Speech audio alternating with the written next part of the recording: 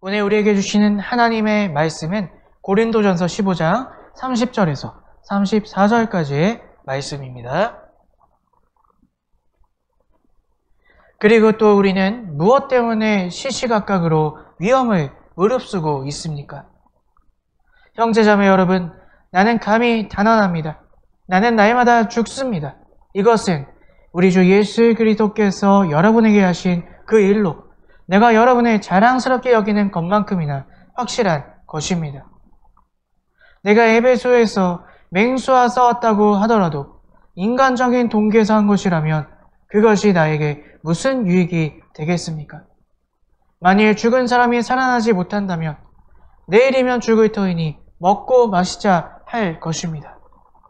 속지 마십시오. 나쁜 동무가 좋은 숙성을 망칩니다. 똑바로 정신을 차리고 죄를 짓지 마십시오. 여러분은 부끄럽게 하려고 내가 이 말을 합니다만 여러분 가운데서 더러는 하나님을 아는 지식이 없습니다. 아멘.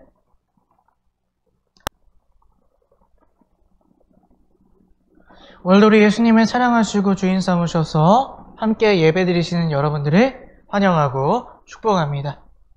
여러분들의 지난 한 주 주님과 함께 하심으로 은혜 가운데 기쁨으로 감사함으로 사셨던 지난 한 주였기를 간절히 바랍니다. 지난주는 고난주간이었습니다. 그 가운데 특별히 십자가 은혜를 묵상하고 또 기억하시고 또 감사함으로 그로 말미암아 예수님께서 원하시는 그 사랑을 전하며 그렇게 사셨던 한 주였기를 간절히 바랍니다. 물론 고난주간만 그러면 안 되겠지만요. 우리가 지난주 십자가를 기억하고 묵상함으로써 마치 빛이 비치면 더러운 것들이 드러나듯이 우리의 형식적인 신앙이 발견되어지고 또 우리가 입으로만 예수 믿었던 그런 부끄러운 모습들이 나타나고 우리의 잘못된 인생의 방향이 바뀌어지고 그래서 회개하고 점검하고 다시 주님께 돌이켰던 그런 한 주였기를 간절히 바랍니다. 그리고 우리가 그리스도인으로서 무엇을 바라보고 나아가야 할지 다시 한번 점검한 그런 귀한 한 주였기를 주님의 이름으로 간절히 축복합니다. 이제 우리 고난주간이 지나고요. 오늘 부활주일이 되었습니다. 여러분 부활주일이 됐는데 기쁘십니까? 기쁘세요? 아멘을 안 하시네요. 아멘. 예. 부활주일을 우리가 기쁘게 정말 기쁘게 그 부활주일을 맞이할 수 있는 비결이 있는 거 여러분 아세요? 그 비결이 있습니다. 바로 십자가 앞에서 나의 취한 모습을 보고요. 내가 죄인임을 알고요. 주님이 필요하다는 것, 그 간절한 마음이 있는 자는요. 이 부활절 아침을 너무나 기뻐할 수 있다는 거예요. 예수님이 죄인인 나를 새롭게 태어날 수 있도록 그 생명을 주셨기 때문이라는 것입니다. 여러분의 삶에 예수님이 정말 필요하신가요? 그래서 죄와 죽음을 이기시고 부활하신 이 예수님, 이 부활절 아침이 정말 기쁜가? 내가 정말 부활절을 기뻐할 수 있는 그 비결을 나는 깨닫고 오늘 기뻐하고 있는가? 오늘 말씀을 시작하면서 우리와 함께 점검해보는 저와 여러분들 되셨으면 좋겠습니다. 사실 우리는 십자가를 많이 강조합니다. 내가 죄인이고 예수님이 나의 죄 때문에 십자가에서 돌아가셨다. 이 십자가는 참 많이 강조하죠. 물론 십자가, 그것을 믿는 거 너무나 중요합니다. 기본입니다. 그것을 통해 내가 죄인임을 깨닫고 그 죄를 대신해 십자가 지신 예수님을 바라보고 그로 말미암아 내가 예수님을 믿는 그 신앙의 시작을 할 수 있기 때문이죠. 하지만 그만큼 중요한 것이 또한 부활이라는 것입니다. 부활을 믿는 것은 여전히 악한 세상을 사는 우리가 마귀의 공격으로부터 또 내 이전 모습의 죄의 습관으로부터 이기는 소망이 되는 것이 바로 부활이에요. 예수님은 십자가에서 죽으셨다가 다시 사셔서 우리의 죄를 도말하셨지만 우리는 어때요? 여전히 이 땅 가운데 살아가잖아요. 때로는 예수님이 날 구원해 주신 게 아닌 것처럼 느낄 때도 있고요. 때로는 여전히 죄가 나를 유혹하고 여전히 마귀가 나를 공격해서 내가 구원받지 않는 것처럼 생각이 들 때도 있다는 거예요. 근데 그럴 때에 우리가 그 모든 의심을 이기게 하는 것이 바로 부활을 믿는 믿음이라는 거예요. 예수님께서 다시 사셔서 부활하셨기에 나도 그 부활의 생명을 가지고 이제 하나님 나라에 들어갈 것이다.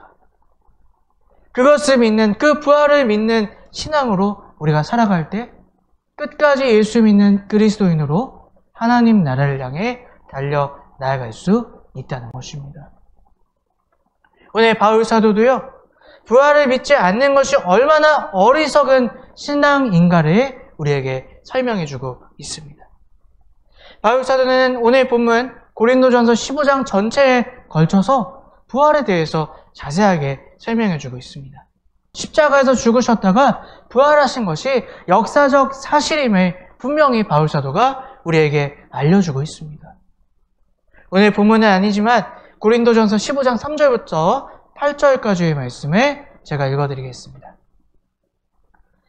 나도 전해받은 중요한 것을 여러분에게 전해드립니다. 그것은 곧 그리스도께서 성경대로 우리 죄를 위하여 죽으셨다는 것과 무덤에 묻히셨다는 것과 성경대로 사흘날에 살아나셨다는 것과 게바에게 나타나시고 다음에 12 제자에게 나타나셨다고 하는 것입니다. 그 후에 그리스도께서는 한 번에 500명이 넘는 형제 자매들에게 나타나셨는데 그 가운데 더러는 세상을 떠났지만 대다수는 지금도 살아있습니다. 다음에 야고보에게 나타나시고 그 다음에 모든 사도들에게 나타나셨습니다. 그런데 맨 나중에 다리 차지 못하여 난 자와 같은 나에게도 나타나셨습니다. 아멘. 바울 사도가 분명하게 예수님께서 부활하신 것은 역사적 사건이라고 말하고 있는 것이죠. 그리고 그 부활이 예수님의 것만이 아니라 예수님을 믿는 모든 자들의 것이라는 것을 바울 사도가 계속해서 말하고 있습니다. 21절, 22절 말씀도 제가 읽어드립니다. 한 사람으로 말미암아 죽음이 들어왔으니 또한 한 사람으로 말미암아 죽은 사람의 부활도 옵니다. 아담 안에서 모든 사람이 죽은 것과 같이 그리스도 안에서 모든 사람이 살아나게 될 것입니다. 아멘. 예수님만 부활하신 게 아니라는 거예요. 그 예수님을 믿는 모든 사람, 그 예수님 안에 있는 모든 사람이 부활하게 될 것이다. 바울 사도가 그렇게 말씀하고 있습니다. 하지만 고린도 교회에 이 부활을 부정하는 집단이 있었던 것 같아요. 부활을 믿지 않는 사람들이 있었다는 것이죠. 누군지 정확히는 알 수가 없다고 합니다. 왜냐? 그 당시에 부활을 믿지 않는 사람들이 너무나 많이 있었기 때문이죠. 유대인들 중에서도요, 부활을 믿지 않는 사람들이 있었어요. 누구냐? 바로 사두개인들은 부활을 믿지 않았습니다. 또한 그 당시에 만연하게 퍼져 있었던 헬라 철학, 그 중에서도 그 시대에는요, 에피쿠로스 학파가 주류를 이루고 있었습니다. 이 에피쿠로스 학파는 뭐냐면 쾌락주의예요. 사람이 죽으면 육체는 그냥 썩어서 없어지고 영혼만 그냥 빠져나간다. 그러니까 우리가 이 땅에 사는 동안 그냥 즐기면서 살면 된다. 그것이 그 시대의 풍조였습니다. 그런데 심지어 예수님을 믿으면서 고린도 교회 안에서도요, 예수 믿는다 말하면서도 이러한 시대 풍조를 따라서 부활을 믿지 않는 사람들이 있었다는 거예요. 바울 사도는 바로 그런 사람들에게 이렇게 신앙생활하는 게, 부활을 믿지 않고 교회 다니는 게 얼마나 바보스럽고 불쌍한 짓인가 강하게 이야기를 하고 있습니다. 16절부터 19절까지를 제가 읽어보도록 하겠습니다. 죽은 사람들이 살아나는 일이 없다면 그리스도께서 살아나신 일도 없었을 것입니다. 그리스도께서 살아나시지 않으셨다면 여러분의 믿음은 헛된 것이 되고 여러분은 아직도 죄 가운데 있을 것입니다. 그리고 그리스도 안에서 잠든 사람들도 멸망했을 것입니다. 그리스도 안에서 우리가 바라는 것이 이 세상에만 해당되는 것이라면 우리는 모든 사람 가운데서 가장 불쌍한 사람일 것입니다. 먼저 바울 사도는요, 부활을 믿지 않는 것은, 우리가 부활할 것을 믿지 않는 것은 예수님도 부활하지 않았다고 믿는 것과 같다. 그렇게 이야기하고 있습니다. 예수님의 부활도 부정하는 것이라는 거죠. 자, 그런데 이 말은 무엇입니까? 아까 고린도전서 초반부의 말씀을 제가 읽어드렸죠. 그 당시만 해도요, 예수님께서 부활하셨다는 것은 누구도 부정할 수 없는 사실이라는 거예요. 그런데 교회 안에서 부활이 없다고 주장하는 것은요, 예수님도 부활하지 않았다고 주장하는 것이고, 그것은 고로 자신들이 거짓말쟁이라고 말하는 것과 같다는 말이라는 것입니다. 그 당시에 예수님께서 부활하신 것은 너무나 명확한 사실이기 때문이죠. 자, 그런데 바울 사도가 이런 논리를 펴죠. 우리가 부활할 것을 믿지 않는다면 예수님도 부활하시지 못하였을 것이다. 자, 이게 무슨 상관관계가 있을까요? 예수님이 부활하시는 것과 우리가 부활하는 것과 왜 연결되어 있는 것일까요? 그 정답은 17절에 나와 있습니다.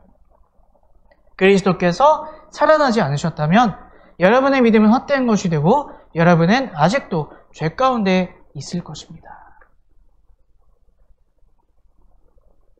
예수님께서 부활하신 이유는 우리의 죄를 완전히 속량하기 위함이라는 거예요. 우리는 원래 어떻습니까? 하나님의 형상대로 지음받고 아담과 하와가 에덴 동산에 사는 것처럼 우리도 원래 하나님과 함께 그냥 평화롭고 기쁘게 사는 것이 하나님의 계획이었습니다. 하지만 어떻습니까?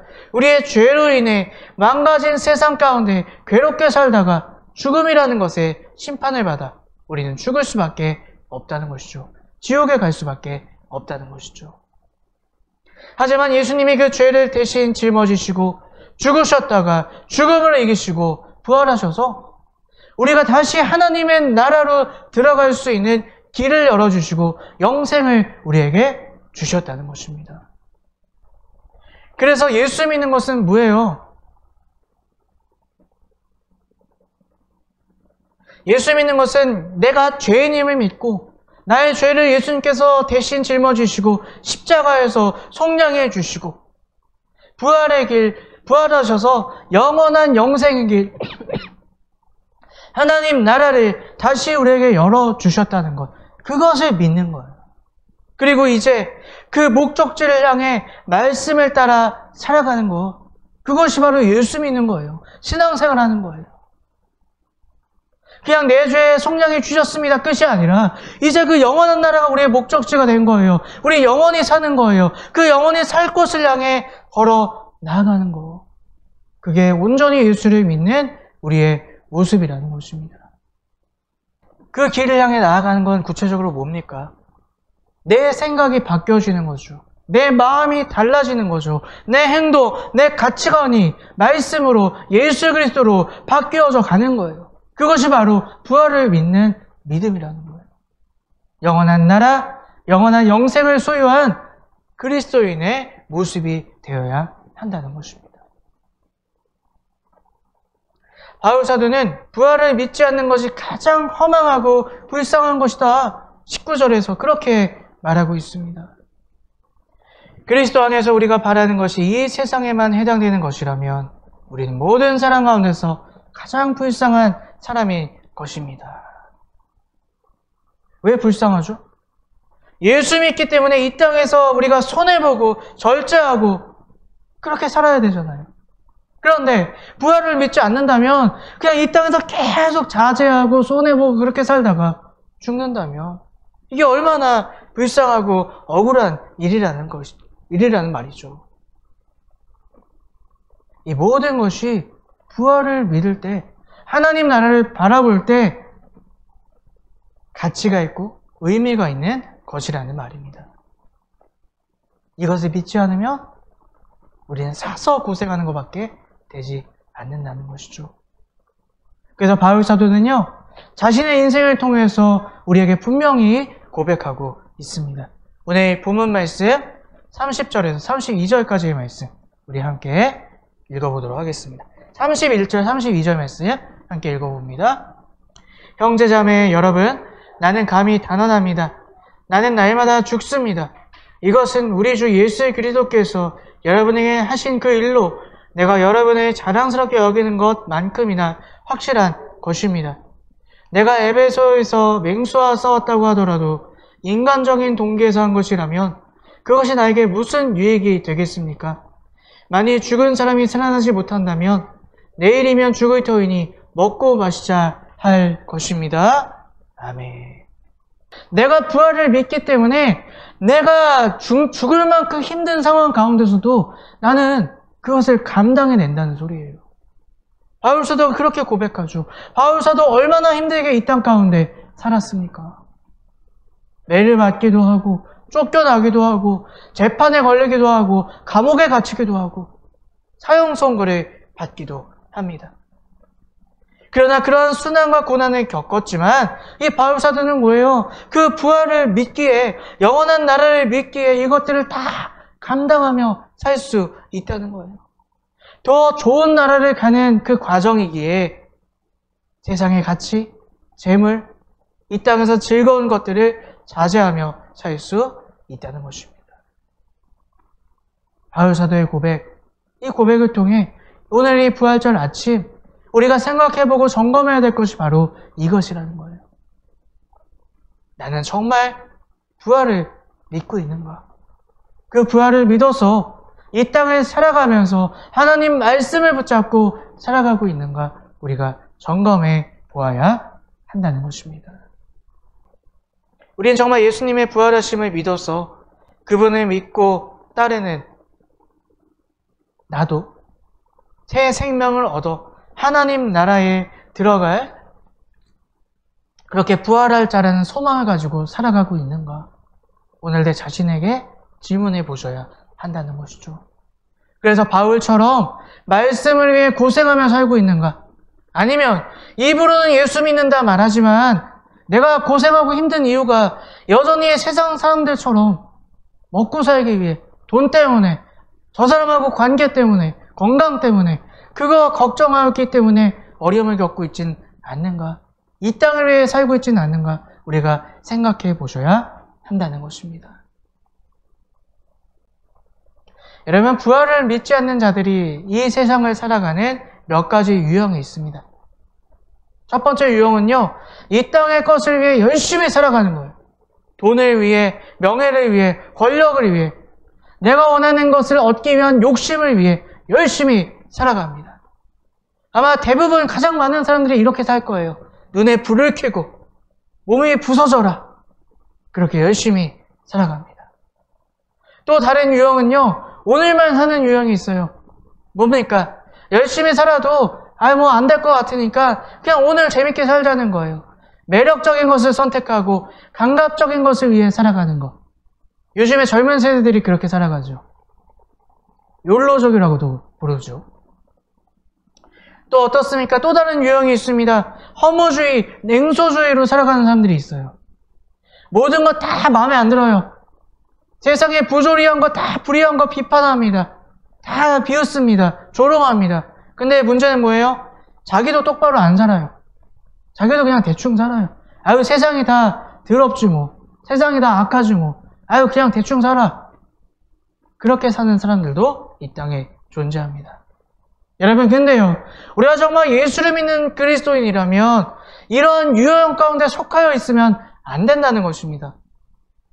세상의 부귀영화보다 예수님의 말씀이 먼저 되셔야 합니다. 세상의 즐거움보다 사랑하며 섬김의 기쁨을 우리가 먼저 택하고 그것을 누리셔야 한다는 것입니다. 세상에 부조리한 일들 많죠. 불의한 일들 많이 있죠. 그것을 비판하고 정죄하는 건 세상 사람들도 할 수 있습니다. 근데 그렇게 비판하고 정죄하기보다 내가 먼저 그 부조리와 불의에 맞서서 정의를 지키며 살아가는 것, 그것이 그리스도인으로 살아가는, 부활의 믿음을 가지고 살아가는 참 그리스도인의 모습이라는 것입니다. 여러분, 왜 공산주의 사회주의가 기독교를 그렇게 핍박했는지 아십니까? 그들의 모토는 종교는 아편이에요. 무슨 얘기예요? 현실이 어려우니까 종교가 감언이설을 해서 저 멀리 좋은 세상이 있을 거야. 그렇게 사람들의 감언이설로 꼬신다는 거죠. 공산주의가 그것을 비판하고 종교를 금지했습니다. 근데 대부분의 종교들은 거기에 내세울 게 없었어요. 그게 사실이니까. 근데 기독교는 달랐습니다. 내세만 이야기하는 게 아니었어요. 이 땅 가운데서도 부활을 믿기에, 영생을 믿기에 그 나라에 가기 위해서 예수님의 말씀대로 사는 그리스도인들이 있었다는 거예요. 이 땅을 바꿔나가는 그리스도인들이 있었다는 거예요. 그래서 공산주의 사회주의가 그렇게 핍박을 하고 박해를 했다는 거죠. 기독교는 현실의 종교예요. 지금 이 시대, 지금 이 자리의 종교가 바로 기독교라는 것입니다. 다른 말로 말하면 뭘까요? 내가 정말 무엇을 믿고 살아가는가 여실히 나타나는 게 바로 기독교라는 거예요. 여러분의 삶은 세상 사람들의 유형에 따라 살아가고 있습니까? 아니면 정말 그리스도인답게 부활을 믿는 자로서 살아가고 계십니까? 오늘 우리는 어떤 그리스도인인가 한번 생각해 보시길 바랍니다. 오늘 바울 사도가 말했던 19절에 말했던 불쌍한 자처럼 살고 계시지 않으세요? 교회는 나가지만, 그래서 교회에서 하라는 거 억지로 힘들게 다 지키지만 현실의 삶은 세상 사람들처럼 돈 때문에 목을 매여 살고 있고, 내 감정대로 살고 있고, 내 쾌락을 위해 살고 있고, 그러면서 교회 가서 회개하고 있고 절제하고 있고, 그런 불쌍한 자로 살고 계시진 않으십니까? 오늘 우리 영생을 깨닫고 부활을 믿고 하나님 나라를 향해 달려가는 그런 참 그리스도인으로 사시는 저와 여러분들이 되시기를 주님의 이름으로 간절히 축원합니다. 우리 오늘 본문 말씀 34절 35절 말씀 함께 읽어봅니다. 속지 마십시오. 다른 동무가 좋은 습성을 망칩니다. 똑바로 정신을 차리고 죄를 짓지 마십시오. 여러분을 부끄럽게 하려고 내가 이 말을 합니다만 여러분 가운데서 더러는 하나님을 아는 지식이 없습니다. 아멘. 오늘 바울 사도가 우리에게 하는 경고를 우리가 귀담아 듣는 저와 여러분들이 되셨으면 좋겠습니다. 부활을 믿지 않으면, 그 새 생명을 향해 나아가지 않으면 하나님을 아는 지식이 없대요. 무지하게 예수 믿고 있다는 거예요. 우리 하나님을 알기를 원합니다. 예수 그리스도의 십자가, 그 부활로 말미암아 영생의 길이 우리에게 열려 있음을, 이제 우리는 그 영생의 길을 따라 부활의 소망을 가지고 하나님 나라를 향해 걸어 나가야 됨을 오늘 이 아침 깨닫는 저와 여러분들 되시기를 주님의 이름으로 축복합니다. 우리 이제 코로나 시대가 거의 끝나가는 것처럼 보이죠. 참 기쁜 일이고 다행인 일입니다. 그런데 이 코로나 시대를 통해 우리는 분명한 것을 깨달았습니다. 이 세상의 것 언제 어떻게 없어질지 모른다는 거예요. 그래서 우리는 정말 이제 붙잡아야 될 것을 붙잡아야 합니다.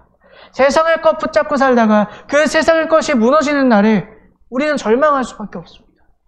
그러나 세상의 것 말고요, 말씀을 붙잡고 부활하신 예수님을 붙잡고 하나님 나라를 향해 걸어가는 자는요, 코로나가 오던 더 무서운 질병이 오던 흔들리지 않을 것이라는 말입니다. 예수님 붙잡는 게 뭔데요? 교회 나가면 되나요? 아니요. 코로나 시대 보셨죠? 코로나 시대 가운데 교회들도 막 두려워 떠는 거 보셨죠? 교회만 나간다고 예수 믿는 게 아닙니다. 말씀을 붙잡고 말씀대로 살아가는 것. 오늘 이 부활절 아침, 그 부활의 소망을 간직하고 믿고 그 부활의 소망을 따라 우리의 인생길을 걸어 나아가시는 우리 모두가 되시기를 주님의 이름으로 간절히 축복합니다. 아멘.